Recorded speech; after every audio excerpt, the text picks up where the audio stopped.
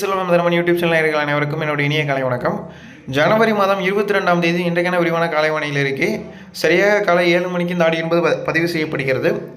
தற்போதைய நிலவரப்படி தமிழகத்தில் என்ன மாதிரியான சூழ்நிலை இருந்து கொண்டிருக்கிறது என்றால், வட இந்திய குளிர்நிலை வலுவாக இன்றைய தினம் வருகிறது. அதே நேரத்தில் இந்த வலுவான குளிர்நிலையை பொறுத்தவரையில் நம்மளுக்கு 27ஆம் தேதி வரையிலும் தமிழகம் மற்றும் தென் தமிழகத்தில் தொடர்ந்து நீடிக்கக்கூடும் என எதிர்பார்க்கப்படுகிறது. தமிழ்நாட்டில் இன்றைக்கி வலுவான குளிர்நிலைனா, வட இந்திய மாநிலங்களில் இன்றைக்கி ரொம்ப அதிகப்படியான குளிர் காணப்பட வாய்ப்பு இருக்கிறது. உறைபனி கூட வட இந்திய மாநிலங்களில் சில இடங்களில் பதிவாகலாம்.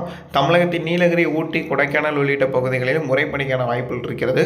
இந்த நேரத்தில் அயோத்தி ராமர் கோயிலுக்கு இன்றைக்கி கும்பாபிஷேக விழா நடக்கின்ற காரணத்தினால காலையில் இருக்கக்கூடிய பக்தர்கள் தற்போது அங்கே இருப்பாங்க.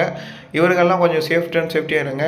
போதுமான அந்த உறைபனியிலிருந்து நம்மளை மீட்பது, நம்ம தற்காத்து கொள்வதற்கு என்னென்ன இதெல்லாம் பண்ணலாமோ அதெல்லாம் நீங்கள் ஹெல்த் இஷ்யூஸ் இல்லாமல் நீங்கள் பண்ணுங்கள்.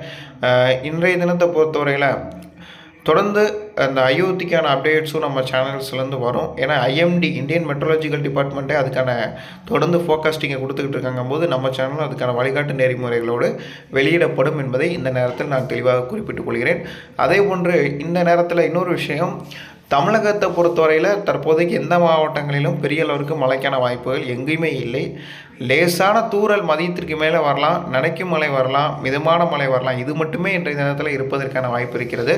அதே போன்று தமிழகத்தில் வருகின்ற 29ஆம் தேதிக்கு மேலே வேணால் ஒரு பரவலான ஒரு மழைக்கான வாய்ப்பு இருக்கிறது. அது வட மாவட்டங்களிலும், டெல்டா மாவட்டங்களிலும், தென் மாவட்டங்களிலும், தமிழ்நாடு முழுவதுமே இந்த மாத இறுதிக்கு பிறகு, அதாவது இறுதின்னு கூட சொல்ல முடியாது, இறுதிக்கு பிறகு பிப்ரவரி முதல் வாரத்தில் நம்ம ஒரு நல்ல மழைக்கான வாய்ப்புகளை நம்ம எதிர்பார்க்குறோம். அந்த நிகழ்வு எப்படி அமையப் போகிறது, அதனால் குறிப்பாக தென் தமிழகம் நல்ல பயன் இருக்கிறது. அதனால் நல்ல மழை கிடைக்கும். நீர்நிலைகள் அந்த நீரை வற்றாமல், இப்போ ஏற்பட்டிருக்கக்கூடிய அந்த நீரை வற்றாமல் தொடர்ந்து சேவ் பண்ணக்கூடிய அந்த மழை அதை வரப்போகிறது. இந்த மாத இறுதியில் ஒரு பலமான மழையாக இருக்கும். 2 நாள் பெய்தாலும் ஏதோ நீர்நிலைகளுக்கு தண்ணீர் வந்தது அந்த அளவுக்கு சொல்லக்கூடிய அளவிற்கு மழைப்பொழிவுகளை இந்த மாத முடியும் போது, அதாவது இந்த மாத இறுதி கூட சொல்ல முடியாது, பிப்ரவரி முதல் வாரம் தான் என்பதை புரிந்து கொள்ளுங்கள்.